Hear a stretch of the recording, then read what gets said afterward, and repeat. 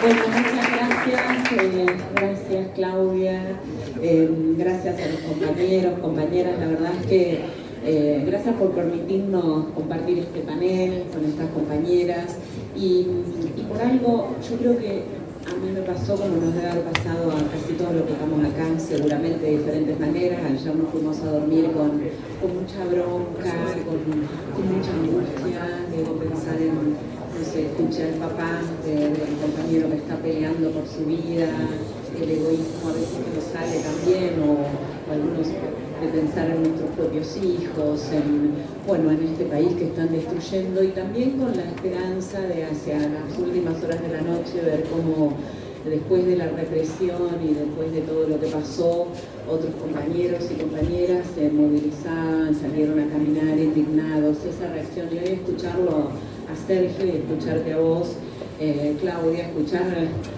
escucharlos hablar justamente de esto, de seguir soñando con la patria que anhelamos y de seguir peleando por eso, es profundamente esperanzador. Tiene más sentido, si tenía sentido encontrarnos hoy, tiene el doble de sentido lo que venimos haciendo, así que gracias por eso.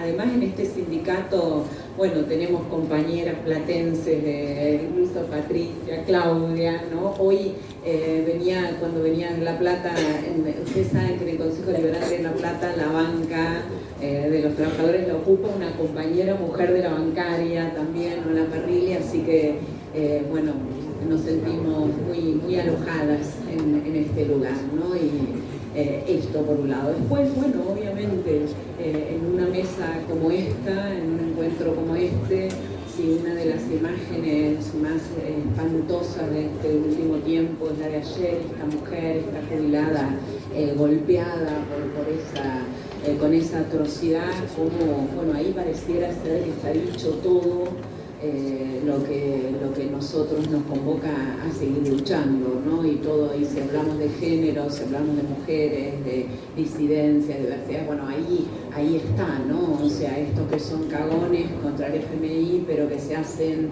los valientes, y más que valentía tienen ferocidad con los más débiles, ¿no? Como esto es este tiempo histórico, a ese poder nos enfrentamos, con nombre de Milei o con todos los nombres que sabemos que hay detrás de ese nombre, pero a ese poder nos enfrentamos, que además, como decía claramente Sergio, hay en la política, hay en el sindicalismo, hay en los movimientos de mujeres, disidencias, hay ahí un enemigo claro, ¿no? Asocian esto que no hemos escuchado, esto que llaman la ideología de género asociado directamente a la pedofilia, y ahí hay un enemigo, porque claramente hay ahí a los que no entendemos o a los que entendemos la política desde otro lugar, que no la entendemos como una carrera o como una profesión, a los que pensamos los sindicatos más allá de su burocratización, hay en las mujeres y en nuestros modos de organizarnos, hay en aquellos que nos resistimos además a la clasificación de un género, hay, como decía Oscar Wilde, hay un amor, ese amor, esa pasión, esa erótica, ese deseo que ni siquiera se puede nombrar, hay ahí una potencia transformadora y revolucionaria. ¿Cómo no va a haber ahí un enemigo? ¿Y cómo no va a haber una cultura, ya que, digamos, supuse que se esperaba que hable desde cultura, pero cómo no va a haber ahí una cultura, algunos dicen una cultura de la crueldad, una cultura del sálvese quien pueda, del individualismo extremo, una cultura que necesita destruir lo comunitario, una cultura del odio, digamos, no es solamente una emoción genética, odian porque pueden y odian porque lo han construido y odian porque se ha hecho históricamente, ¿no? La historia del antiperonismo y el antipueblo tiene muchísimos años en este país, pero hay una cultura del odio que es imprescindible, no es que viene después, que viene antes, que está enlazada y es imprescindible con un plan económico de miseria para las mayorías que tiene que ver con esta brutal transferencia. No es crueldad solamente, es la crueldad necesaria para sacarle los recursos materiales y simbólicos que tienen los sectores populares y los sectores medios y dárselos a los sectores concentrados. Por oposición, y ya que estamos en un día que además estamos hablando de historia de nuestras mujeres, esta muestra tan importante, además, porque sabemos la importancia que tiene construir nuestras propias historias, ¿no? De las que muchas veces, además, hemos sido acalladas o han sido silenciadas. Tenemos también, nuestro pueblo tiene una historia de luchas, una historia de momentos donde yo no sé si se ha tocado el cielo, pero que nos hemos acercado, y eso tenemos que seguir reponiéndola, y es mucho más grande y más extensa de lo que a veces nosotros mismos recordamos. Y solamente si hablamos en una mesa desde una perspectiva de género, solamente si hablamos de eso frente a jubiladas golpeadas, nosotros tenemos que volver a pensar cómo recuperamos los fondos de la CFJP, y si hablamos de trabajadoras, como tuvimos hace muy poquitito unos gobiernos que por ejemplo dijeron que las trabajadoras domésticas eran trabajadoras, que tenían paritarias, que tenían derechos, que no eran más las sirvientas que le limpiaban el culo a los ricos, sino que eran trabajadoras con dignidad y con derecho. Y si hablamos en un sindicato, las paritarias sin techo, y bueno, en este mes de marzo tenemos que decir que tuvimos hace muy poquitito tiempo un gobierno que lo primero que dijo es que éramos, y en una mesa de género, que éramos hijos de las madres, que era un gobierno que era hijo de las madres, una de las organizaciones, movimientos sociales, movimientos de derechos humanos más importantes del mundo, pero que además, recordando a Eve en el último tiempo, que dijo, además somos una organización política de las más importantes, que toman en esta mesa, también vale la pena decirlo, que toman ese lugar al cual el patriarcado nos había condenado como mujeres, de ser cuidadoras de un orden producido en otro lugar, ¿no? Reproductoras de ese orden, ser madres adentro del espacio doméstico, y desde ahí salen a pelear por la pasión más profunda, por el otro, como la que es posible tener por un hijo, no la única, pero la que es posible, y salen al espacio público a pelear en el espacio público y dar vuelta a todos los órdenes de las injusticias, de esa condena hacia las libertades, no para los hijos propios, hacia las dignidades y los nombres y la justicia, no para los hijos propios, sino para los hijos de todas y de todas. Esos gobiernos tuvimos ahí, hace tan poquitito.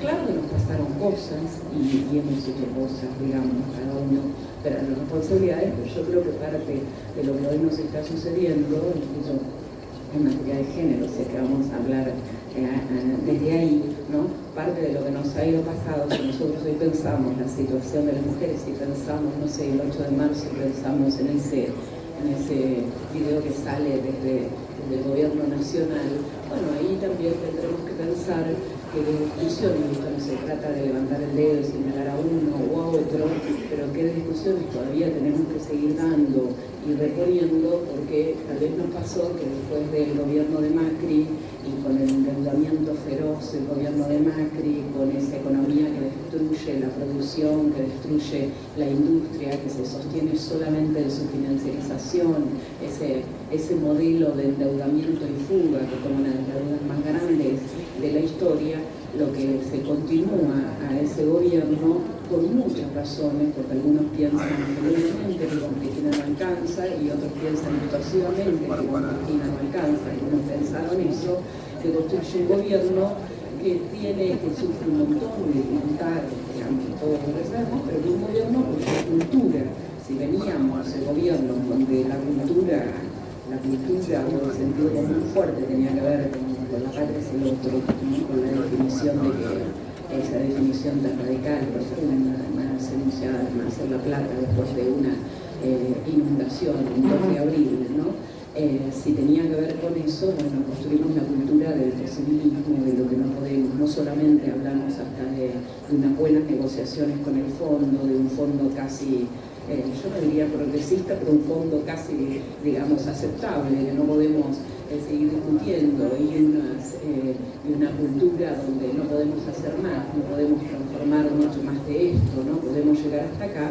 bueno, parte de eso que todavía no pudimos poner radicalmente en discusión sin agredirnos unos a otros o sin romper lo que hemos construido, más precario o menos precario, una discusión profunda, eso es lo que hoy está actuando en este momento y también en materia de género. Por eso, algo que Patricia me señala en los momentos, quiero como, ni lo voy a desarrollar, pero sí, yo no sé de qué se trata, creo que algunos lo sabrán, otros no, pero en un momento de tanta incertidumbre es muy difícil plantear agendas, ¿no? Como las que decíamos en algún momento, desde los feminismos, la agenda es esta, los diferentes feminismos, la discutíamos, tal vez estemos planteando más mapas nocturnos que una agenda, que una sola agenda, pero creo que hay algunos lugares que solamente voy a mencionar para la discusión, que seguramente no empezó ahora y que no va a continuar cuando termine, no se va a cerrar cuando termine este panel, cuestiones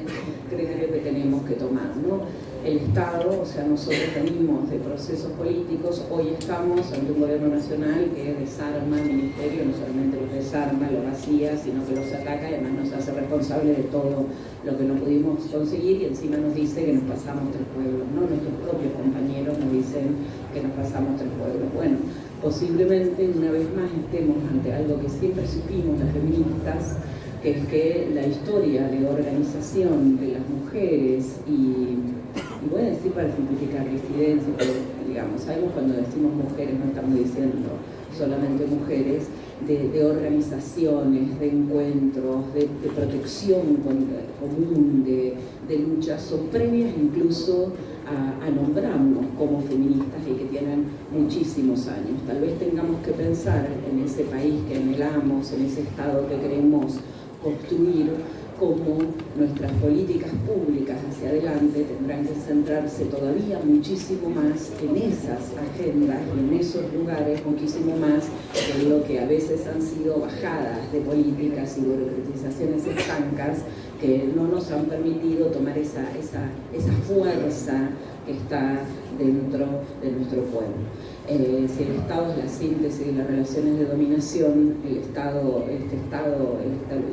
moderno es un Estado básicamente macho, conquistador y todo lo que sabemos, tendremos que después de esta experiencia, por supuesto, no renunciaremos a construir Estado, pero tendremos mucho más que nunca construir Estado, plantearnos el objetivo de construir estados que se hagan en eso que muestran estas muestras, en lo que estaba incluso previamente a los estados. En segundo lugar, yo creo que tenemos un lugar fuerte para trabajar con los varones, se nos ha dado muchas discusiones al respecto, la de encima les tenemos que educar, los tenemos que deconstruir, nos tenemos que defender, entonces afuera, adentro, bueno, lo que hoy vemos es que parte de la base de lo que apoya este tipo de gobiernos son varones, es muy importante, no solamente acá en la Argentina, y que al menos creo que nos tenemos que plantear una agenda con los compañeros en nuestras organizaciones, mucho más incómoda de que es la que les planteamos, que queda en nuestras manos,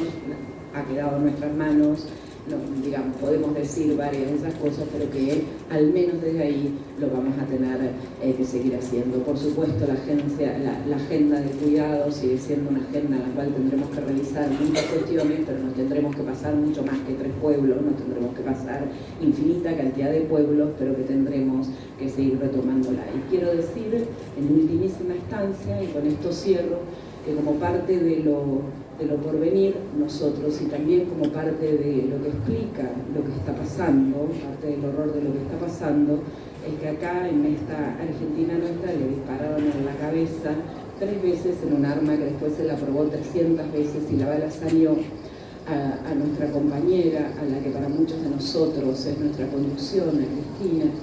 Y gran parte de esos feminismos del posibilismo, de lo políticamente correcto, de lo burocratizado, no pudieron salir a la calle. No fuimos las únicas, que no, pero eso no estuvo, y eso también explica en esta Argentina que tenía un solo acuerdo después de la dictadura, hubo un solo acuerdo, y era que no se podía matar al adversario, que todo lo demás podía suceder, incluso cosas que nosotros jamás hubiéramos negociado, pero había un solo acuerdo, que es que al adversario no se lo asesina. Una vez roto este acuerdo, ¿cómo no se va a romper tanto otro? Y roto ese acuerdo en el cuerpo de una mujer, nuevamente, sin una, o con una respuesta que no alcanzó, vamos a decirlo de esta manera, porque no se trata como entonces hacia adelante, lo que más que nunca, esta que hoy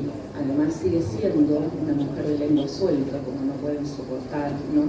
Sigue siendo una mujer sosteniéndose, diga o no se diga feminista. Eso es casi como cuando Evita, cuando decía, soy muy linda para ser feminista, ¿no? Se diga o no se diga feminista, en cuerpo de esta mujer, en boca de esta mujer, yo creo que tenemos que seguir y salir y con fuerza defendiendo esto que no es solamente lo que nos hace sufrir, sino que es lo que nos hace amar y que es lo que nos hace desear. Y traje para leerles en un segundo algo que lo busqué anoche, lo tengo subrayado de tantas cosas, pero que es en este texto que Evita dicta en su lecho de muerte, ¿no? O sea, y que lo dicta con toda su pasión, y donde ella habla de los fanatismos, porque yo creo que es con fanatismo, ¿no? Esto que han tratado, sobre todo sobre las mujeres, de decirnos que no era así. Yo no soy tal cosa, no soy fanática, ¿no? Los fanatismos, poder seguir defendiendo. Es con fanatismo que tenemos que defender este país que queremos, porque dice Evita, el mundo será de los pueblos y los pueblos decidimos enardecernos en el fuego sagrado del fanatismo, quemarnos para poder quemar sin escuchar la sirena de los mediocres y de los imbéciles que nos hablan de la prudencia. El fanatismo es la gran fuerza de los pueblos, la única que no poseen sus enemigos, porque ellos han suprimido del mundo todo lo que suene a corazón. Por eso los venceremos, porque aunque tengan dinero, privilegio, jerarquía, poder y riquezas, no podrán ser nunca fanáticos, porque no tienen corazón. Nosotros sí. Gracias por venir.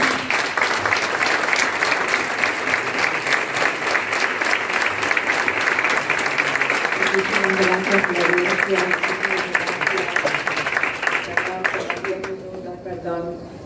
cuando destruyen el Estado y nos mencionan desde el agravio al que denominan ideología de género, nosotras escucharemos a Alba Rueda. Alba Rueda de Catrán es una política que se convirtió en la primera mujer política del país, que además se desempeñó como subsecretaria de Políticas de Diversidad dentro del Ministerio de la Mujer, Género y Diversidad entre enero de 2020 y mayo de 2021. Gracias.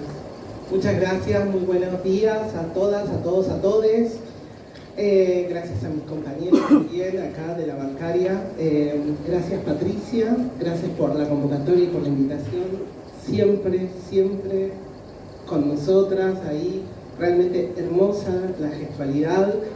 A Sergio, Claudia, muchísimas gracias compañera. Realmente estoy feliz de estar acá porque hay algo que creo que nos marca este mes de reflexión sobre el Día de las Mujeres Trabajadoras, que tiene que ver básicamente, y de los derechos humanos, ¿no? Porque en Argentina coincide nuestro mes con el nunca más, con poder salir a la calle otra vez y gritar que hay 30.000 compañeros, compañeras detenidas, desaparecidas. Y en nuestro país, como ya lo escuchamos a través de Sergio, de Claudia y de Florencia, realmente la historia se va inscribiendo dentro de nuestra democracia y esto que vos terminabas, Florencia, sobre el principio de no matarás a tu adversaria, y creo que realmente viene a darnos también una conciencia sobre por dónde se asienta nuestra democracia y nuestra institucionalidad. La bancaria tiene una tradición que yo quiero subrayar en este mes de las mujeres trabajadoras porque me parece fundamental. Realmente haber visto cómo lucharon la recuperación del salario cuando vino toda la devaluación de Milei, realmente me parece que fue un gesto fundamental. Venían ustedes, venían también Aerolíneas, que después finalmente cayó, liderando esos estándares de recuperación del salario frente a la inflación. que creó también Milei, y estuvimos tan cerca de perder el Banco Nación. Y Claudia, cuando vos lo mencionabas, realmente agradecerles por la lucha de todas las compañeras y compañeros bancarios que realmente están sosteniendo una agenda y que lograron instalar en todos los bancos no al cierre de Nación. Y también yo quisiera agradecer que la bancaria fue un sindicato que lideró el cupo laboral travesti trans cuando no existía ni decreto de cupo trans ni ley de cupo trans. Realmente,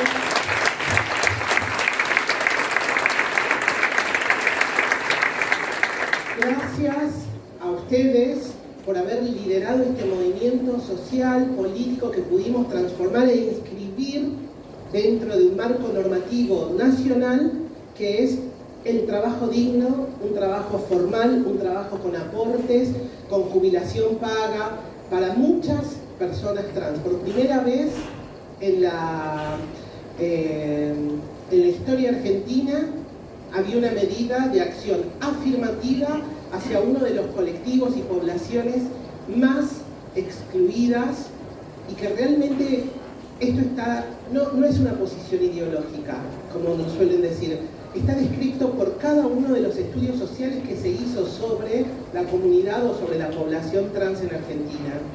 La falta de oportunidades laborales era uno de los datos más críticos. Más del 90% de la población trans nunca había tenido un empleo formal. Nunca.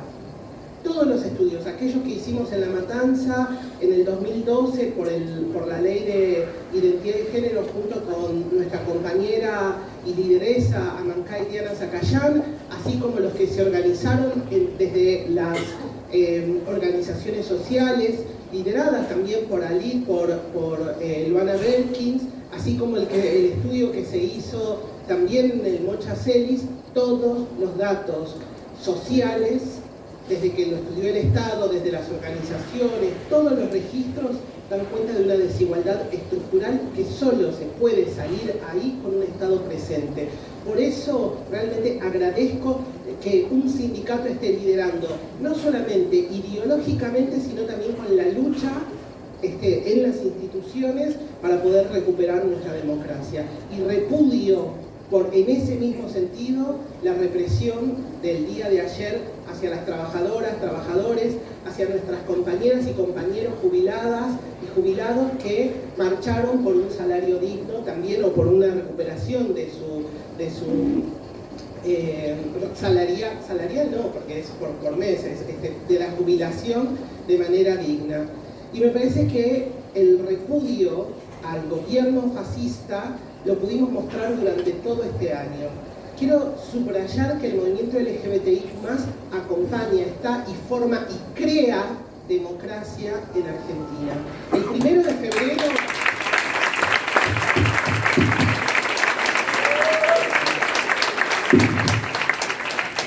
El 1 de febrero salimos a la calle a repudiar los dichos de Milei en Davos, asociando, como vos bien mencionabas, Florencia, a la perspectiva de género con la pedofilia.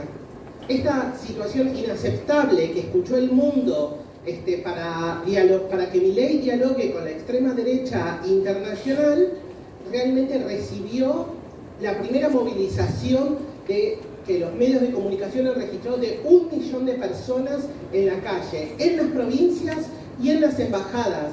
Hay que pensarlo y ver cómo empezamos el año con lucha en Argentina de nuestros movimientos sociales desde la perspectiva LGBTIQ+. ¿Y señalando qué? Señalando el fascismo de este gobierno. Y yo creo que acá hay algo para discutir dentro de nuestros movimientos progresistas, que es, sí, se puede ser liberal, se puede ser libertario capitalista y se puede ser fascista también.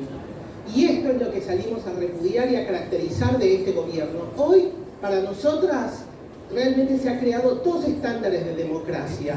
Va a haber quienes puedan terminar el año, el 2025, teniendo una ciudadanía ganancias con el carry trade, habrá un pequeño sector empresarial que se va a ver, y especulativo y financiero, que se va a ver beneficiado con los acuerdos de Milei y su gobierno, y va a haber otra ciudadanía que vamos a ser nosotras, nosotros y nosotres, que somos quienes pagamos el ajuste, a quienes no solamente se nos ajusta, sino se nos reprime, se nos criminaliza y se nos persigue de manera sistemática desde el Estado. Y esto quiero decirlo porque me parece que en la comunidad travesti trans no puede pasar inadvertido, no podemos permitirnos callarnos en momentos como este, en cada oportunidad que tenemos, para poder subrayar que el disciplinamiento, los mensajes de odio, echarnos del Estado con el cupo trans, cambiar nuestras leyes como la ley de identidad de género, reprimir y excluir a las infancias trans y a las personas menores de 18 años de los servicios de salud, esa persecución, esa caracterización del fascismo en la población travesti trans, es un ejemplo de lo que nos espera a la Argentina si seguimos y continuamos sosteniendo al fascismo como gobierno. La democracia argentina está quebrada. La verdad es que para mí esto es algo que ya sucedió. No es la primera vez que las travestis y trans salimos a denunciar la violencia y la estructura de la desigualdad dentro de nuestras democracias. Pasó con los edictos policiales, con el disciplinamiento que teníamos las travestis que estaban en la calle, en la Panamericana, con la represión y la tortura. Denunciaban sistemáticamente cómo la policía, y principalmente en la Ciudad de Buenos Aires, la Policía Federal, torturaba a las travestis cada vez que nos chupaba de alguna esquina. Y esa tortura tuvo que cambiar para constituirse la democracia. Tuvimos que modificar el sistema, no solamente penal, para reconocer las violencias, sino también el sistema de seguridad, para poder desmontar de lo que eran las Fuerzas Armadas el accionar de la Policía Federal. Y ese reclamo histórico que tiene que ver con la transición democrática lo denunciaban las travestis a solas, con muchos silencios y con muchos señalamientos. Y aquí también esta persecución fascista que hace el gobierno a través de sus discursos de odio hacia nuestra comunidad, hacia las personas LGBTIQ+, es otra muestra más de lo que nos espera como Argentina si continuamos con el fascismo de Javier Milei en el gobierno. Y la democracia está quebrada no porque ataca solamente a las travestis y trans, sino porque esa licencia que se ha tomado para crear una división más profunda en nuestra sociedad, ya dividida, lo que hay que señalar es que ha dado otros pasos para poder crear la impunidad. No porque yo lo diga solamente o porque sea una traba en Argentina del fascismo de Milei, sino porque al entregar al Poder Judicial, al designar por decreto a los jueces de la Corte Suprema, con una preventa de un decreto que va a estar de acuerdo a que si representan esos jueces los intereses o no del gobierno nacional, allí vemos que efectivamente la última razón, el último derecho de la democracia que quedaba en la Corte Suprema está quebrado. Por eso perdimos la democracia, no porque lo digamos solamente como persecución a nuestro grupo poblacional, sino porque a través de esa persecución, él no solamente disciplina socialmente, a través de la represión que vivimos ayer, disciplina socialmente, sino también porque mientras lo hace, gobierna para quebrar nuestras instituciones. El acuerdo con el FMI que sacó el decreto que sacó hace 3 días atrás, entre gallos y medianoche, también es parte de esa entrega de nuestra soberanía nuevamente sí, ya tengo que cerrar, pero es nuevamente esa entrega de la soberanía a los Estados Unidos. Ni sabemos cuánto vamos a pagar, ni sabemos cuánto vamos a recibir. Otra vez endeudades, más y más y más. Entonces el fascismo también está caracterizado a través de la misma lógica que hemos conocido quienes nacimos en dictadura, quienes crecimos con la democracia impositiva del FMI, quienes vivimos el 2001. Y yo quisiera cerrar quizás con 2 Dos cuestiones que me parece que son importantes. Esto tampoco termina de resolverse pensando que los movimientos sociales somos solo la respuesta al fascismo de Javier Milei. Necesitamos una oposición y una representación política comprometida y que esté a la altura de esta enorme gravedad institucional que estamos viviendo. Necesitamos que el progresismo argentino se haga cargo de que las feministas, las lesbianas, travestis y trans también estemos en el Congreso defendiendo nuestros derechos. Nadie de nosotras, las travestis, estuvo nunca en el Congreso representando a nuestro pueblo. Para tener las leyes que tenemos, para tener la democracia que nos hemos dado a nosotras mismas, sí necesitamos y sí tenemos deuda respecto a esto, pero no respecto a una representación política, a la defensa de la democracia. Y esto lo tenemos que trasladar, así como ustedes lo trasladaron con la defensa del cupo trans, preguntándose dónde está mi compañera traba dentro del banco, de los espacios laborales, a la representación política. Hay algo que alivia mucho a los partidos políticos y tiene que ver con los liderazgos de los varones. Y esto, en un día como hoy que conmemoramos a las mujeres trabajadoras, tenemos que cambiar estructural y sistemáticamente el sistema que estructura las lógicas de desigualdad. Y para poder hacerlo necesitamos estar ahí. Así que mi reflexión final para esta jornada es también es perfecto nuestros movimientos sociales, perfecto salir a la calle y gritar y poner otra vez el cuerpo, las muertes y la represión para luchar contra el fascismo. Pero realmente necesitamos transformar esto desde las lógicas de nuestra democracia y los partidos políticos tienen que asumir la responsabilidad de la representación política de las mujeres feministas y disidentes dentro de sus listas.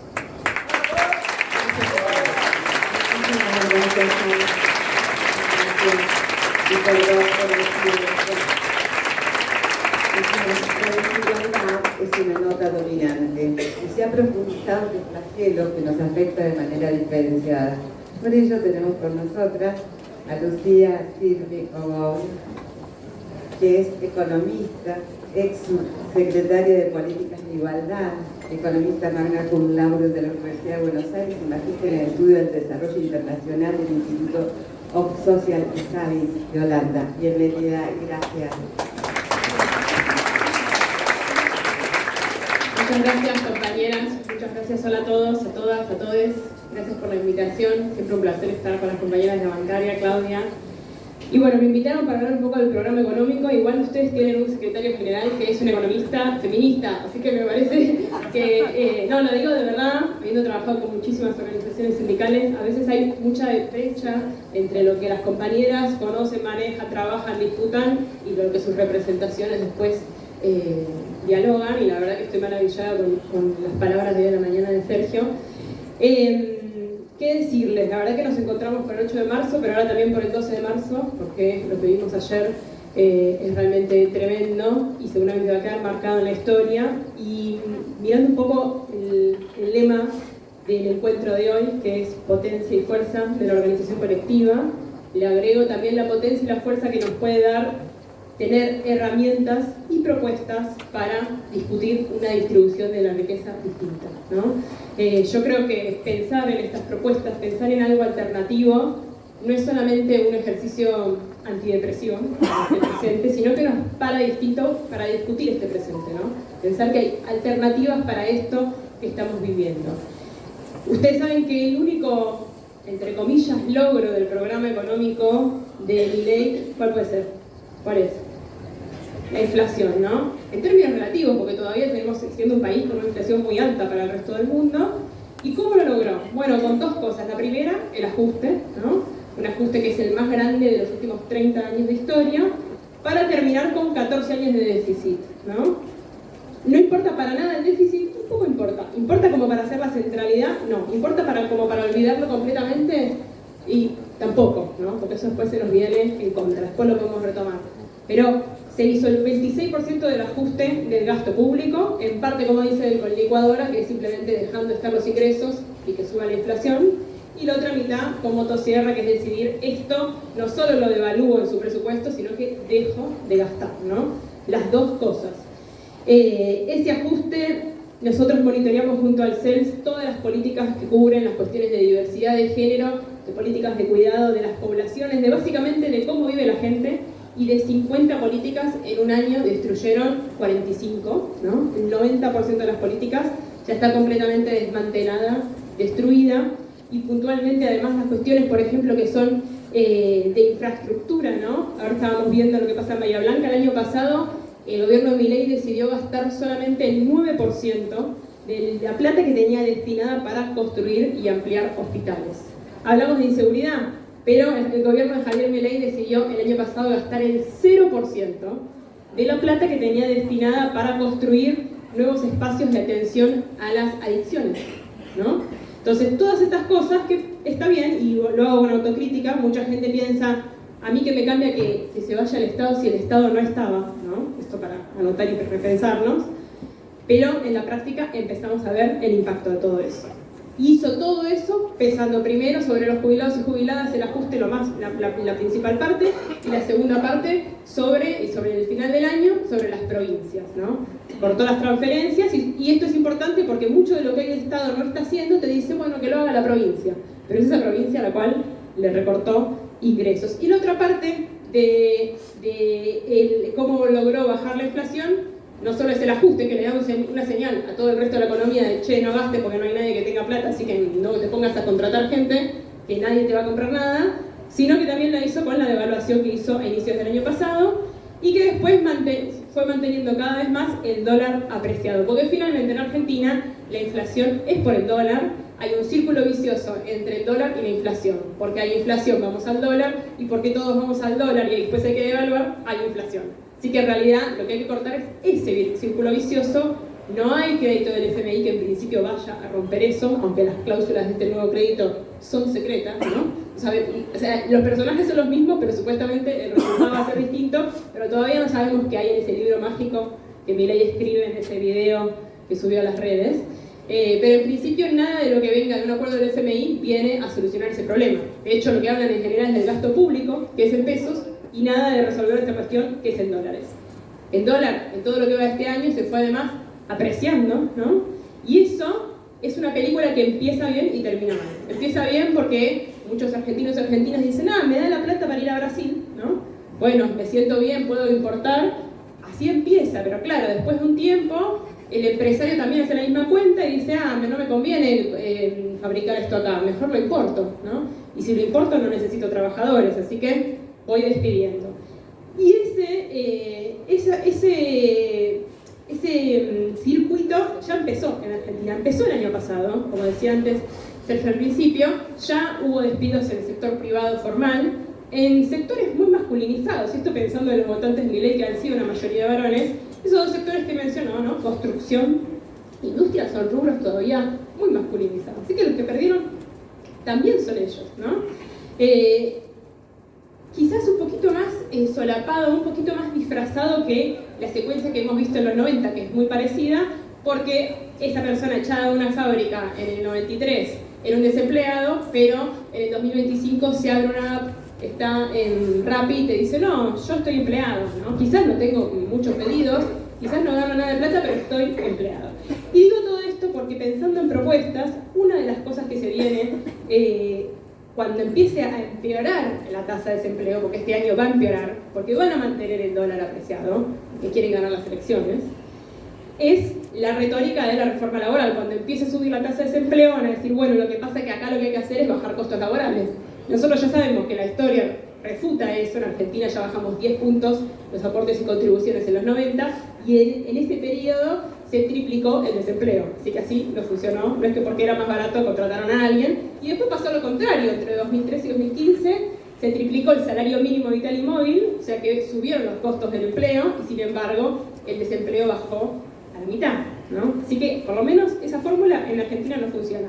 Clarísimo. Ahora no nos alcanza para discutir, para decir, nosotros también tenemos que tener una propuesta hacia adelante, ¿no? Porque además en este ajuste que hizo Milei perdieron principalmente las mujeres. Cuando uno mira quiénes son los que recomponieron su salario y quiénes no, Las trabajadoras de casas particulares son muchas más que las que dijo Sergio, porque también están las informales. En total son como 45.000 que perdieron trabajo. En la clase media no las pudo contratar más o las pasó de vuelta a estar informales. Las docentes, 28%, docencia, un gremio totalmente feminizado, y también las trabajadoras estatales. Despidieron a 42.000 con el mito de que el Estado argentino es grande. Les quiero decir que es mentira. El empleo público en Argentina es del 18%, es el mismo nivel que los países de la OCDE, y en relación a la población somos el número 24 en trabajadores estatales. Así que en ninguno de los dos casos el Estado es demasiado grande. Ya me pasé. Voy por el principio. Bueno, voy rapidísimo. Y encima ellos hicieron un examen de idoneidad que aprobó el 98%, así que los ineficientes son ellos que hicieron un examen que además no sirve, ¿no? Dicho todo esto, eso explica, esos tres sectores, que son los que más perdieron, explica que en un año se acrecentó 4 puntos la brecha salarial en Argentina. Pasó entre los ocupados del 22% al 26%, y entre los ocupados formales del 24 al 28%, en un año. Así que tiene un impacto concreto en la vida de las mujeres. ¿Qué digo frente a esto? Frente a esto, ellos dicen hay una sola solución para todo el mercado de trabajo, ¿no? Que bajen los costos. Y yo creo que nosotras tenemos que hablar del otro lado diciendo, no, acá el problema de la Argentina es la fragmentación del empleo, es la precariedad, la informalidad, y estas personas informales tienen un nombre y apellido, porque el 50% de la informalidad en Argentina la explican 3 sectores: casas particulares, construcción y comercio. Nadie me puede venir a decir acá que hay un problema de costos en esos 3 sectores, me parece a mí, ¿no? Casas particulares, registrar a la trabajadora de casa particular sale lo mismo que una cena de cualquiera de sus empleadoras en un restaurante afuera, así que no va por ahí. Yo creo que tenemos que tener una agenda con eso. Las jubilaciones, también este es un punto muy importante, compañeras y compañeros, no solamente defender que tiene que haber inclusión previsional, porque todo el mundo lo está haciendo, porque en todo el mundo hay informalidad. De hecho la informalidad es la norma, no la formalidad, tristemente, a nivel mundial, y en América Latina también, sino también que en el mundo hay 740 millones de personas que están cuidando, están afuera del mercado de trabajo porque están cuidando. De esas 740 millones, 700 son mujeres. Entonces imagínense que este problema de que no se pueden jubilar las mujeres porque cuidan es global. Entonces todos los países del mundo están cruzando sus cuentas, no solo la caja previsional, mezclando todas las cuentas que puedan para jubilar a las mujeres, porque si no, eso es imposible. ¿Hay plata en Argentina para hacer esto? Para no solamente pedir que se renueve la moratoria, sino dejar algo estructural que nos incluya, porque les cuento que las mujeres de 60 años hoy, que sí aportaron, tienen en promedio 15 años de aportes, que le falta la otra mitad. Imagínense, y te vas fijando en las más jóvenes y pasa lo mismo. No va a desaparecer ese problema en los próximos 20 años, o quizás nunca, porque siempre va a haber gente cuidando. Entonces, podríamos pensar en algo estructural y se puede financiar, porque la cuenta es que si, por ejemplo, nosotras le subiéramos a la PUAM un 20%, ¿no? Y fuera como un haber mínimo, y ese haber mínimo se lo diéramos a todas las personas que lo necesitan, con cobrarle impuesto a las ganancias a los jueces, a la minería y al sistema financiero, nos alcanza la cuenta. Y ese tipo de cuentas me parece que la tenemos que hacer más seguido. Nos dijeron que cerraran el Ministerio de Mujeres y Diversidad porque era muy caro. Lo que se timbiaron en una noche con la estafa de Libra, no solo lo que se timbiaron, lo que ganaron 9 personas para la estafa de Libra financia 3 meses de políticas de género y diversidad para 1 millón de mujeres, pensando también en el programa Acompañar. Entonces, fíjense que lo de que no hay plata me parece que es lo central que tenemos que discutir. El año pasado el gobierno de Milei sobrevivió achicando todo el Estado Nacional, pero dejando las transferencias a las personas, ¿no? Más o menos andando. Este año, entre la moratoria, cortaron las presiones por discapacidad para los chicos. Y además, ya perdieron asignaciones familiares, 1 millón de chicos y chicas que cobraban, ya lo perdieron. Eso también empieza a desaparecer. Y todo eso, como decía antes Claudia, todo lo que se achica en el Estado se agranda en responsabilidades de cuidado en las familias y en las mujeres, como trabajadoras estatales, como usuarias de esos servicios e incluso como destinatarias de la política social. Y ahí voy a lo último, porque yo estoy repasada, ya sé, perdón. Pero me leer rápido. Hoy pensaba a la mañana que hace 5 años, más o menos exactamente, estábamos con Claudia en la capacitación de la ley Micaela al Banco Nación. El público era todo perdón la expresión, eran todos pelado y gris porque eran gerentes y eran todos hombres, todos. Y yo sé que acá está lleno de compañeras que han trabajado todo este tiempo y antes también para cambiar esa realidad y para que cada vez haya más representación. Primero, un aplauso para ellas.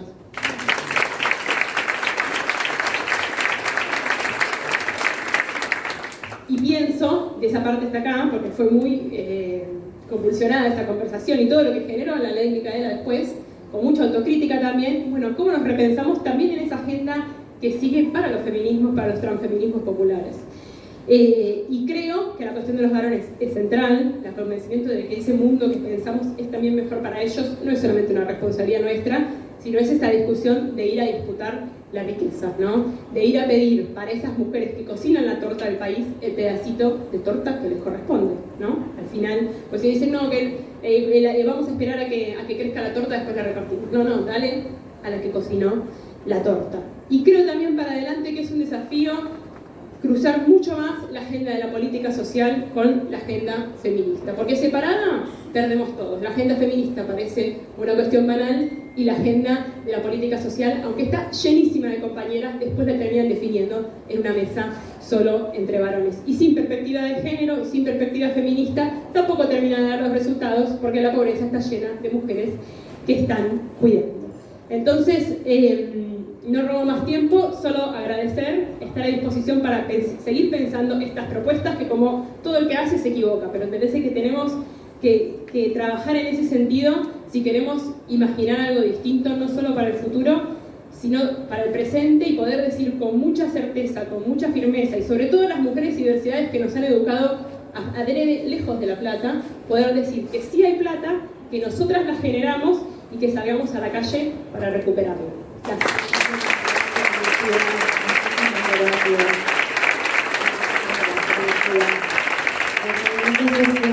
Son espacios de resistencia como poco. En esos territorios se agudizan los embates con grupos más vulnerables que se organizan para dar la batalla por la inclusión y la igualdad. Y para comprobarlo tenemos con nosotras a María Claudia Lanela Gornoz, una feminista lidera, referente política de la Muchas gracias. Muchas gracias, ¿cómo están? Buenos días. Bueno, en principio lo que queríamos decir es repudiar la represión de ayer. Nos duele muchísimo esta Argentina y por eso me parece que es re importante hoy sentarnos y charlar y discutir y pensar. Después de hacer tantos análisis, ¿no? Hace un año y 4 meses que perdimos una democracia que era compleja, ¿no? Porque no era una democracia que estaba completa, sino que le faltaban un montón de discusión y una de las discusiones más fuertes me parece que es democratizar la política, una de las discusiones que nos teníamos que dar y nos tenemos que dar todavía, porque me parece que el fracaso de los gobiernos anteriores y este gobierno de Milei, que también queremos decirle, nosotros decimos Milei estafador, ¿no? Eso me parece que también es como una definición que tenemos como desde el campo popular. Me parece que faltaron discusiones, o al menos las dimos en algunos lugares. ¿Por qué la derrota? ¿No? Porque uno dice, ¿por qué ganó Milei? Pero no dice por qué nos derrotaron, ¿no? ¿Por qué derrotaron? ¿Por qué esta batalla cultural tiene perdedores y triunfadoras o triunfadores? ¿Y por qué no empezamos a desarmar, digamos, la política? Porque me parece que las compañeras que estuvieron hablando antes tiraron varias cosas como para poder recoger el guante y empezar a pensar.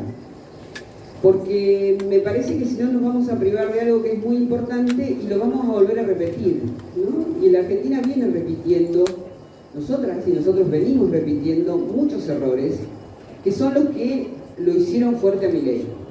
Por eso gana Milei dentro de los jóvenes, de los varones jóvenes. Por eso gana Milei tomando el descrédito a la política, ¿no? A la casta política, y se montó sobre eso justamente para que mucha gente que estaba desilusionada, o podrida, o cansada, optara por Milei. Entonces me parece que tenemos que hacer un poquito ese recorrido. Yo vengo desde el lugar en donde decimos que la cabeza piensa, donde los pies pisan, ¿no? Vengo de los territorios del 50% de la pirámide social, ¿no? 50%, 5 o 4% de pobres, y nosotros somos lo que con el lomo, nosotras, sostenemos muchísimo este país, ¿no? Hablamos de las mujeres que somos de la triple jornada, mujeres y disidencias que trabajamos en los barrios populares, ¿no? Más de 6.000 barrios populares. La pobreza en la Argentina ha crecido enormemente y ha crecido con Milei y venía creciendo antes, ¿no? Los comedores comunitarios, que es una de las tareas de los trabajos que nosotros hacemos, venían realmente con muchísimo crecimiento en el gobierno de Fernández. Y no nos escucharon muchas veces, no nos escucharon. Nosotros en el 2023 empezamos a incursionar en un terreno que no es el nuestro, que tiene que ver con el Congreso, ¿no? Me parece que es muy importante entender las instituciones, y el Congreso es un lugar en donde todos deberíamos pasar, todos deberíamos saber cómo funciona el Congreso de la Nación, porque ahí ahora hay muchos traidores, ¿no? Que realmente le han dado la espalda al pueblo, pero ya veníamos con algunos problemas en el Congreso de la Nación. Entonces nosotros ¿qué hicimos? Escribimos un proyecto de ley para que las cocineras comunitarias puedan tener un salario. Esto fue antes de que Alberto Fernández pierda. Antes. Lo llevamos a las diputadas, a los diputados, porque hay que hacer lobby, ¿no?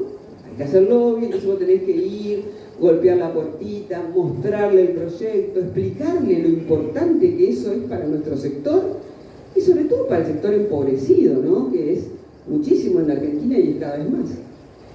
Entonces presentamos el proyecto, le contamos lo que teníamos que hacer y fuimos haciendo lobby, ¿no? Hasta que llegamos a comisiones.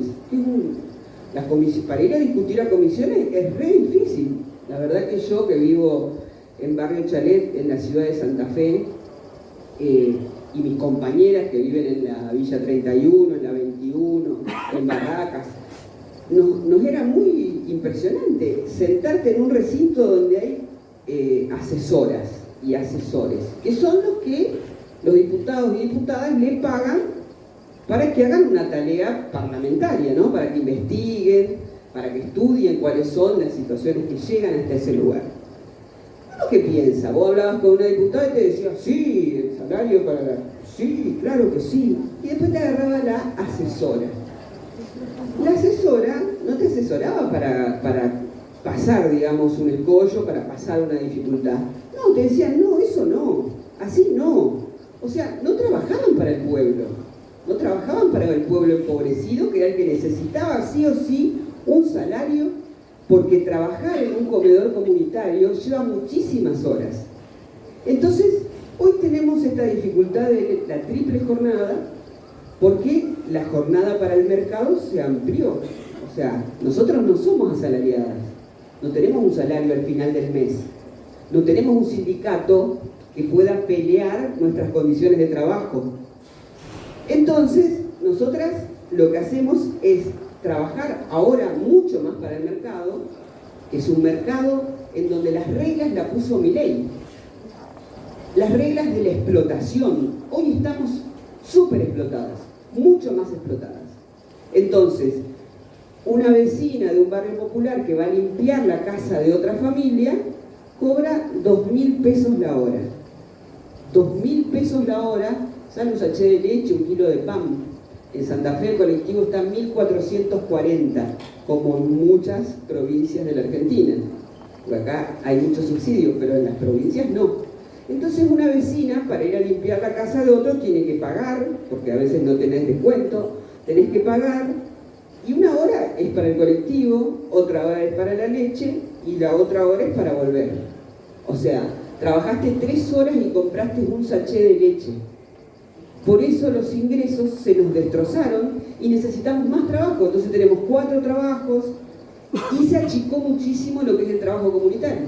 Porque nosotras era la que tendíamos las redes solidarias dentro de los barrios populares para que los pibes y las pibas puedan estudiar con los apoyos escolares. para que las pibas y los pibes puedan tener un turno en el centro de salud, porque teníamos nuestras postas de salud, para que las pibas y los pibes puedan comer, y los adultos, y los adultos mayores y las adultas mayores, porque tenemos comedores en donde seguimos trabajando con muchísimo esfuerzo. Teníamos también dispositivos que son las casas de las mujeres y las disidencias, en donde acompañamos a aquellas vecinas que tenían que hacer la denuncia en la ruta, porque la ruta de la denuncia es larguísima en cualquier parte de la Argentina. Entonces teníamos que dejar 6 horas y acompañarla. Pero el lugar más complejo es el comedor. El comedor es el lugar en donde no te pagan nada, nadie te paga, porque nosotros no vendemos la ración. Vos cocinás y tenés entre 6 y 10 horas, depende de lo que cocines. Nosotros tenemos el comedor Evita en Zabaleta, hace 700 raciones, 800 raciones. Cocinan 800 raciones. ¿Cuánto tiempo te lleva entre que preparás la cocina, cocinás y limpiás? Porque así como terminamos la jornada, lleva una cantidad de tiempo y de personas que es enorme. Bueno, obviamente Milei llegó, no reconoció absolutamente nada del trabajo que veníamos haciendo, nos dejó sin mercadería, porque es la mercadería que se está pudriendo en los depósitos, pero nosotros tuvimos una oportunidad enorme en el 2023 y se lo explicamos un montón de veces. Por eso decimos que tenemos que ver por qué perdió el otro modelo, por qué se cierra un ciclo y por qué tenemos que hacer política de otra forma. Porque la verdad que democratizar la política es lo único que nos puede salvar de gente tan, pero tan miserable como Milei. Porque tenemos que discutir política de otra manera, entre varones y mujeres, entre disidencias sexuales. Tenemos que discutir, y no tienen que ser siempre los mismos los que están en los mismos lugares. Basta de eso. Tiene que ser hora en que nosotras, sindicalistas, trabajadoras, nosotras tenemos que discutir, porque somos las que llevamos adelante muchísimo trabajo, hacemos muchísimo trabajo en esta sociedad. Los trabajos de cuidado y los trabajos de cuidado comunitarios son enormes, sostienen muchísimas barriadas, sostienen a muchísimos empobrecidos. Bueno, este reconocimiento tiene que llegar, y también tiene que llegar de la mano de alianzas que hagamos las que estamos en el sector en donde no tenemos un salario, y las asalariadas. Con ustedes nos tenemos que juntar para ver cómo hacemos un plan para salir de esta situación espantosa en donde nos puso Milei. Nosotras tenemos que hacer una alianza en función de volver a conquistar a nuestra Argentina y entender que la política es una buena palabra, porque con la política podemos transformar las cosas, y es lo que nosotras queremos. Queremos dejar de ser vulnerables. Nosotras somos vulneradas. A nosotros nos vulneran derechos. Queremos dejar que no... Basta ya de vulnerar nuestros derechos. Tenemos voz propia, la usamos, estamos acá y queremos una alianza estratégica con aquellas mujeres trabajadoras y que son reconocidas. Muchísimas gracias.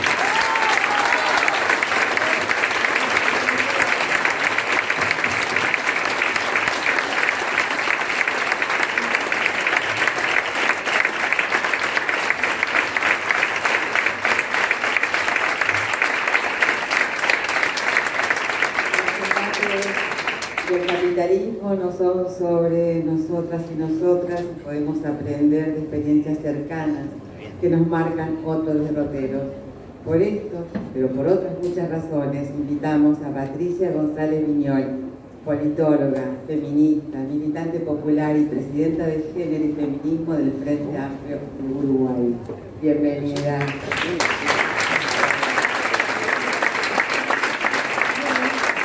Buenos días a todos, a todas. Muchas gracias por la invitación a las compañeras de la bancaria, a Tania, allá, con la que tenemos un largo tramo de construcción. Me conmueve mucho la negra. Gracias siempre por las palabras y por la forma de la reflexión. Voy a tratar de pensar en algunas cosas concretas y sobre todo con el desafío que tengo en una mesa de argentinas en el momento en el que están, de poder pensar un poco por afuera lo que está pasando en el afuera también, ¿no? Winter is coming, decían en un momento, yo diría ahora winter is here. Estamos en uno de los momentos más oscuros de la historia. Es posible que le quede un tramo largo todavía. Esto que está pasando no está pasando solamente en Argentina. En Estados Unidos gobierna Trump. Eso es un problema para el mundo en general, no solo para los fondos internacionales, para la noción latinoamericana. Las últimas veces que los gobiernos estadounidenses decidieron implementar doctrinas en contra de América Latina, nosotros seguimos buscando gente de abajo de la tierra todavía. Entonces deberíamos pensar que también eso para nosotras es un problema político importante y que esas políticas hacen a lo que nos está pasando. Hay un genocidio muy importante en Gaza. Hay una alianza internacional que parece tener los superpoderosos ahora para tratar de armar una super torre Trump en un territorio con gente asesinada, con niños, con mujeres. Eso también está pasando en el mundo en este momento. Alternativa para Alemania, un partido político nazi, tiene en este momento un caudal electoral inesperado en Europa y crece el fascismo en Europa con nociones efectivamente fascistas. Y el proceso de quiebre de la OTAN genera que en el mundo estemos en un momento preguerra. Digo esto porque a veces lo que nos pasa a cada uno de nosotros en nuestros países, lo que nos está pasando, lo que vivimos, lo que sentimos, dónde tenemos puesto el cuerpo, nos dificulta mirar que en realidad está feo para todos lados, ¿no? Y yo vengo de la aldea de la Penillanura, donde acabas de ganar el progresismo, y es raro también eso.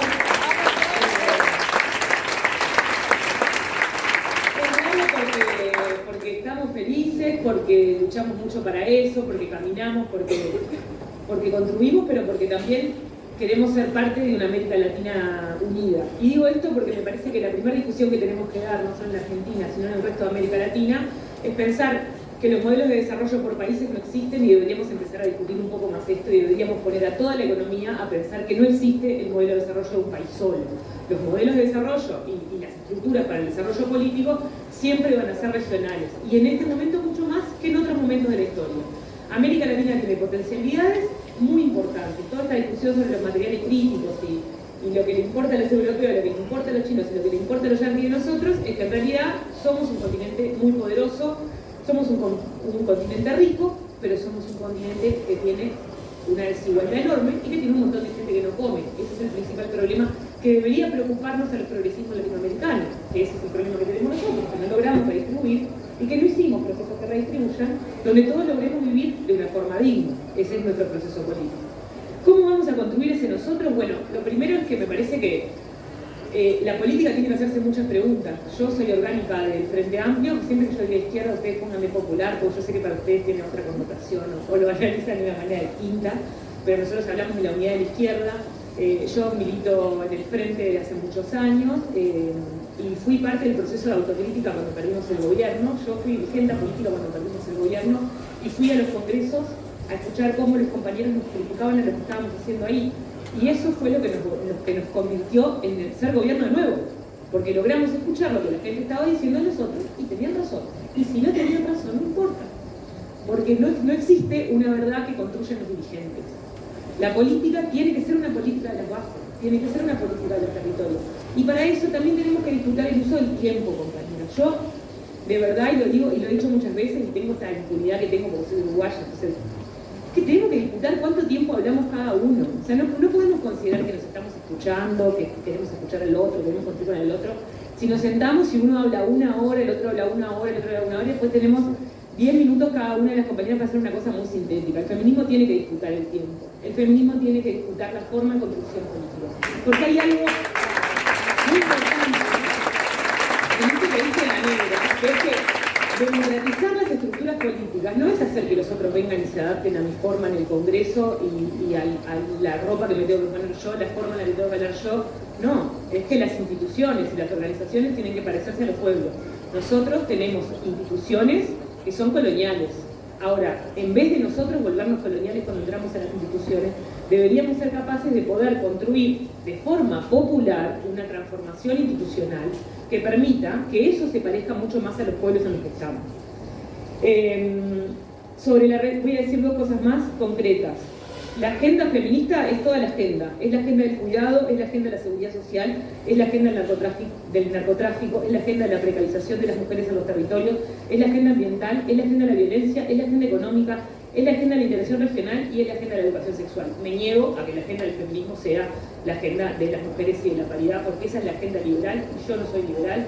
Entonces me parece bien, la compañera que la están haciendo. También voy a ir en contra de una feminista que tenga una cosa, pero nosotros tenemos otra cosa que hacer y tenemos una tarea que es muy larga. Hay dos cosas más.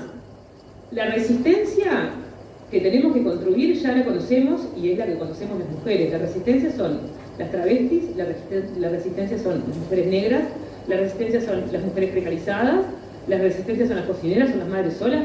Hay estrategias de resistencias, hay saber hacer sobre la resistencia política. Ahora lo que pasa es que cuando las clases medias llegan a los niveles de pobreza que no conocían antes, no saben cómo resisten. Pero miren que hay muchas experiencias de mujeres que resisten hace muchos años y que nosotros, en vez de interpretar y ver a esas mujeres como si fueran vulnerables, deberíamos ver a la fortaleza que tienen esas mujeres que han resistido a lo largo de la historia y han construido políticas, se han levantado y han construido alegría. Yo vengo del movimiento negro y para las negras bailar es una forma de resistir. A pesar de que te miran de afuera y creen que es una boludez y que lo que están haciendo son pavadas, nosotros bailamos para resistir y bailamos para sobrevivir. Y me parece que eso también es empezar a encontrar otras narrativas y otras formas de acción política que no se dan adentro de los parlamentos. ¿Cómo se construye el mundo nuevo? No tengo ni idea. Voy a decir dos cosas sobre el mundo nuevo. Voy a decir que el mundo nuevo nunca se construyó adentro de un parlamento. El mundo nuevo se construye desde el arte, desde la música, desde la potencia creativa, desde la disputa sobre el amor. Decía Benedetti, esto de defender la alegría, para mí es una cosa importante. Escribió en el 76 defender la alegría, ¿no? ¿Qué quiere decir eso? Que nosotras tenemos que defender la alegría por un principio político y no una alegría chota, no una alegría de mindfulness, una alegría que sea para todos, una alegría que sea para todas, una alegría política, una alegría popular. Y decía también Hellman que la esperanza es un pájaro que canta similar al color del cielo. Puede estar feo, puede estar oscuro, puede parecer difícil, pueden faltar muchos años para eso, pero uno como un sujeto histórico y político también sabe, y esa es la potencia que tiene el feminismo, de que ni nosotras empezamos ahora, ni eso que termina con nosotras. Nos tocó un tramito corto a lo largo de la historia. ¿Quiénes somos nosotras en este momento político? ¿Cómo somos las sujetas políticas que tenemos que ser en el momento del fascismo? ¿Y cómo producimos y pensamos de alguna manera en algo de la imaginación política? Las mujeres negras brasileñas escribieron en un momento un libro que recomiendo que se llama La radical imaginación política de las mujeres negras, que intenta pensar cuáles son las otras formas de acción política que existen, que no son las de los partidos estructurados en torno a listas. No hay que abandonar los partidos, hay que lograr que los partidos tengan un poco más de eso. Cierro diciendo, nosotros hicimos el año pasado, un encuentro nacional de feminismo frente amplista, nos invitamos a las compañeras del movimiento a organizar un encuentro para interpelar el partido, para, entre otras cosas, para también decirle a los compañeros y las compañeras que no somos unas muchachas maravillosas, que hacen cosas divinas entre ellas y que se juntan y que está buenísimo, sino para decir, bueno, nosotros tenemos una visión y una posición política del mundo de izquierda, que disputa la agenda de la izquierda, que construye con los compañeros y las compañeras, pero construye de una manera distinta, que construye en ronda, que construye escuchando a las otras, que construye con otras jerarquías, que tiene otra manera de hacer. Invitamos a las compañeras a hacer otra manera, invitamos a los compañeros a escuchar otras cosas, y me parece que de ahí se produjeron también otros sentidos. Entonces también, en esto cierro, invito también a disputar las formas de hacer política, invito a disputar también las formas de escuchar a las otras, invito a disputar lo que nosotros consideramos que la política es, invito a disputar lo que nosotros consideramos que es el poder. No existe el poder adentro. El poder ese del escritorio, de la banda y esos poderes de ahí son poderes que se van cuando no hay sostén popular atrás, y lo que realmente sostiene y dura en el tiempo es lo que logramos construir juntas, y yo creo que ese juntas, compañeras, es unas juntas latinoamericanas, es entre las mujeres indígenas, entre las mujeres negras, entre las mujeres faveladas, entre todas las mujeres latinoamericanas que estamos construyendo resistencia y una visión de mundo distinta, y creo que ahí las argentinas tienen mucho para enseñar, para aprender, para construir, para aportar y para sentir en un latir común que tiene que dejar de ser nacional y nacionalista y tiene que pasar a ser mucho más latinoamericano porque yo creo que hay compañeras en todas lados de las que nos sentimos hermanas y nos sentimos parte, y eso también requiere que dediquemos tiempo a la construcción común. Muchas gracias por el tiempo.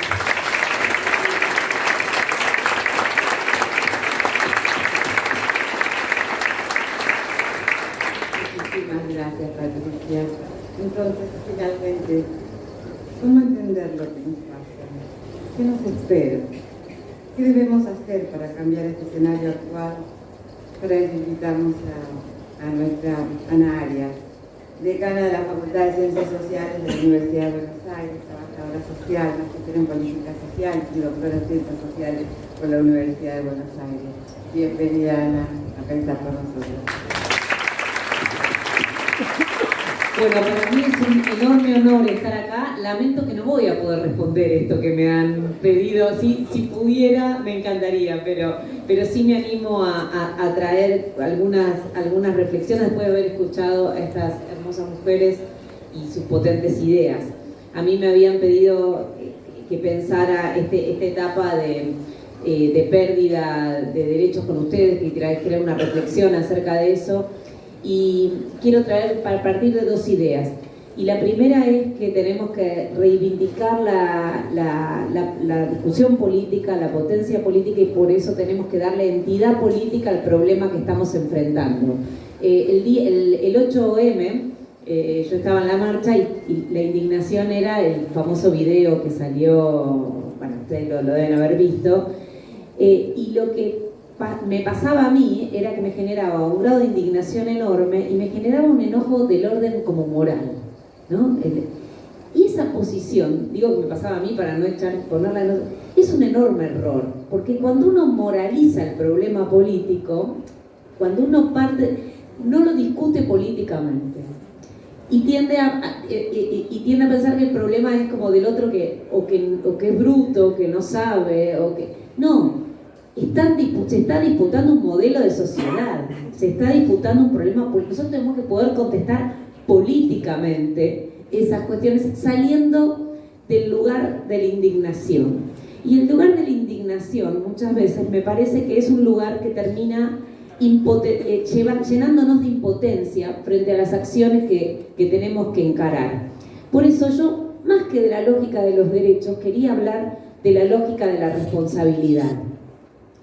El otro día leíamos un texto de Simone Weil que decía la responsabilidad tiene una potencia muy superior a la idea de los derechos, porque los derechos son resultado de las responsabilidades, no su sujeto. O sea, nosotros tenemos que pensar que la acción que construye los derechos es la responsabilidad, que no puede ser la responsabilidad sobre la carga de las mujeres, tiene que ser la responsabilidad política que se asuma como sociedad.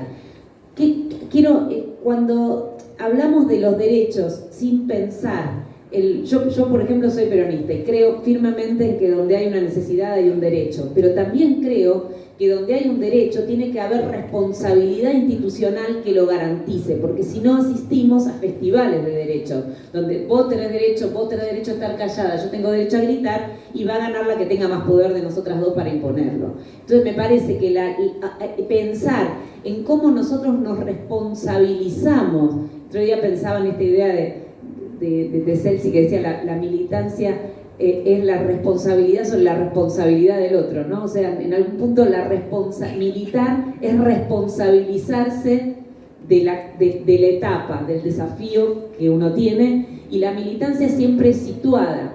Por eso a mí me parece hermoso lo que hacen las mujeres bancarias, que en el corazón del sistema asumen, dije las mujeres porque estamos acá todas mujeres, los compañeros también, por favor, digo que en el corazón de una de las partes más complejas del sistema actual disputan. Y me parece que eso militar siempre es una acción situada en el lugar, en el contexto en el cual esa disputa se lleva adelante. Entonces me parece que para poder efectivamente reivindicar la idea de los derechos tenemos que asumir la lógica de la responsabilidad, sobre todo quienes tenemos responsabilidades institucionales, dirigenciales, organizacionales, y Vieron que la solidaridad es precisamente eso, la responsabilidad con el otro. Esa idea que la solidaridad es que vos das cuando te sobra, vas a hacer una cosita alguna vez, qué sé yo. No es la idea de solidaridad que nosotros tenemos que construir. Y me parece que por eso a mí me gusta mucho más la idea de que la patria es el otro a la idea de que la patria sos vos. Porque me parece que en la idea de que la patria es el otro hay una disputa mucho más social que la idea demandante, que la idea de la demanda. Muchas veces se confunde la idea de los derechos con la idea de la demanda, ¿no? O sea, qué lógica, ¿no? Vieron que los derechos uno siempre los siente cuando no los tiene, ¿viste? Cuando dice yo tengo derechos, porque los tenés. Cuando uno los ejerce, generalmente no anda pensando que los tiene. Ahora, lo cierto es que el pensar solo la lógica de la demanda y no la de la responsabilidad es un problema en una etapa en la que nosotros tenemos que dar en esto de la autocrítica que señalaba la Negra y que señalaba acá la compañera, de que hemos tenido enormes problemas para proponer modelos alternativos de sociedad, modelos alternativos de desarrollo, y me parece que en esto el feminismo sabe de que lo que nosotras queremos discutir son los modelos de desarrollo, son las formas de cómo se construye la igualdad o la desigualdad, y no solo atajar a los caídos de la forma de la organización. Entonces esta etapa de responsabilidad también es una etapa de propuestas. En esta etapa yo creo que solo resistir nos deja invalidados. Y solo resistir atados a la idea de un pasado es un problema. Nosotros tenemos que asociar la enorme potencia de nuestra historia con una propuesta de sociedad que pueda dar espacio para todas y para todos de otra manera. Por ejemplo, quiero señalar una cuestión en relación a algo señalado sobre el Estado. Estuvimos toda la semana pasada, yo soy trabajadora social, además, y decana de una facultad de Ciencias Sociales. De los 2.000 despedidos del Ministerio de Desarrollo Social, creo que la mitad eran graduados de la facultad. Entre ellos echaron al equipo completo, cuando digo completo es completo, del área de emergencias. Ahí había gente que, por ejemplo, sabía sobre intervención en catástrofes, que es algo que no se trata solo de ponerle onda, o sea, es complejo. Y no es algo menor. 3 días después, no sé cuánto fue la situación de Bahía Blanca. Sí, pensando en esa situación fue gravísima por nuestros compañeros, muchos además muy cercanos, y por la violación de sus derechos laborales, incluso había compañeros que eran hasta de planta. Pero es mucho más grave en términos del abandono de la responsabilidad estatal que supone el desmantelamiento de esa área. No es porque si lo pensamos solo en términos de los derechos, la lógica de los derechos. Hay un escritor que dice: la suma de todos los derechos no construyen una institución, no construyen no construyen una idea de sociedad. Lo que lo construye es la idea de un proyecto en la cual esos derechos cobran sentido y relación entre sí. Creo que la agenda de esta etapa es una agenda de la responsabilidad con la propuesta, con una propuesta de futuro que tenga capacidad de mostrar un nuevo modelo de sociedad. Las feministas sabemos de la integralidad, de la necesidad de la propuesta. Creo que hay mucho en nuestra historia, que hay mucho en las compañeras sindicalistas para aportar a esto. Mi mayor respeto y solidaridad con sus luchas, con las luchas de todas las compañeras que están acá en la mesa, y creo que las que peinamos algo de canas sabemos que durante la década de los 90 hubo un montón de pequeñas propuestas que parecían delirantes, que parecían fuera de época, que parecían que se habían pasado o atrapado entre pueblos, no me acuerdo cómo era, y que después pudieron en la primera década de este siglo convertirse en realidad. Creo que hay que animarse a construir con valentía y con audacia la agenda de lo que viene, porque nos debemos al pueblo del que somos parte. Muchas gracias.